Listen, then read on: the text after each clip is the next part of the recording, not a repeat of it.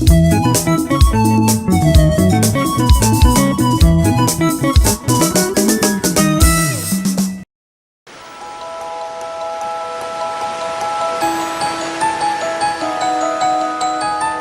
probinsya sa Sugbo adunay 44 ka mga lungsod ug adunay 6 ka component cities. Din ang matag usa kanila adunay lain-laing tradisyon ug hiyas nga angayan ikapasigarbo.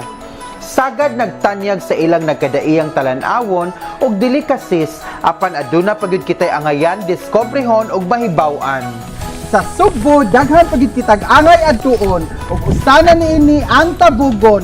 Dali na, mag-uban kita and let's go on Tabugon!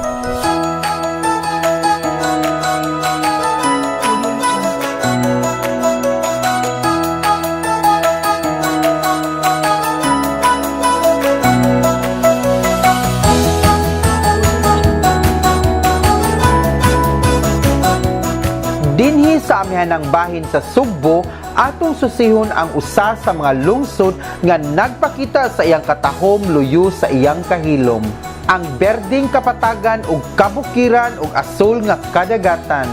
Ang Tabugon maisip nato nga usa ka yanong lugar apan usa ka mauswagong lungsod nga adunay daghang ikatanyag kanatong tanan.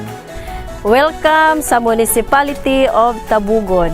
Dinhi sa among lungsod makakita kamo og mga maanindot nga mga view sa among kabukiran ug makakita usab kamo og maanindot nga view sa among kadagatan ug sa mga lain-lain namong suba dinhi sa among lungsod. Sa among paglaglaag nakita namo ang padayon nga pag-uswag sa lungsod sa Tabugon. Matud pa nila, innovated to change for the best. Usa sa mga lakang alang sa kauswagan nga gibuhat ni Gobernador Junjun Dabidi III mao ang pagtukod dining classroom sa Cebu Technological University. Usa-usab sa mga kauswagan nga among nakita ang pipila ka mga residente nga nag-basket waving gamit ang uway o buli diha sa kadalanan sa barangay Manlagtang. And yes, dili lang kutob sa basket ang ilang mabuhat dinhi kay pwede usab ikaw nga magpabuhat kanila sa imong kaugalingong disenyo. Sama ni ining inyong nakita karon. Now let's go on to this another barangay dinhi sa Tabugon, ang Barangay Salag. Welcome sa among Barangay Salag, nga diin ninyo makita ang among hanging bridge nga nindot kaayo ug ang among suba nga ninyong kapasuruyan inyo makita limpyo pod kaayo. Dinhi ning maong dapit daghang talan-awon ang makapaikag kanimo sama na lang sa Salag Hanging Bridge. Ang maong taytayan nagdugtong sa Barangay Salag ug Kamubuan ug dili lang kay kini ang suba sa maong dapit nagpakita nga ang kanindot niini maoy makapahupay sa imong gibati. Among gisuwayan og subay ang maong suba nga puno sa mga pagatpat ug mao kini among nakita. Wow! Kay ingon og misulod ka sa usa ka mistikong kalibutan tungod sa nag-atop nga kabakhawan. There is really more to discover in Cebu. There's more in Tabugon.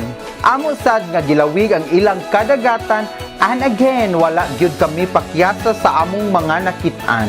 Ang matag lungsod sa Sugbo puno gayud sa mga sorpresa ug istorya nga nagulat lang nga magpaambit kanatong tanan. Mga istorya sa lugar, panginabuhian, katawhan ug sa mga naumol nga katilingban, dinhi ako nasayran nga ang yanong klase sa panginabuhi sa mga taga-Tabugon ang mas nagdala sa katahom niini. Sa akong pagbisita sa Tabugon, akong nabantayan na daghan pagyuday kaayo tag-angay i-deskubre sa probinsya sa Sugbo. Let's continue to go on like Tabugon. Kini si Sam Montecarlo alang sa Mag-uban Kita.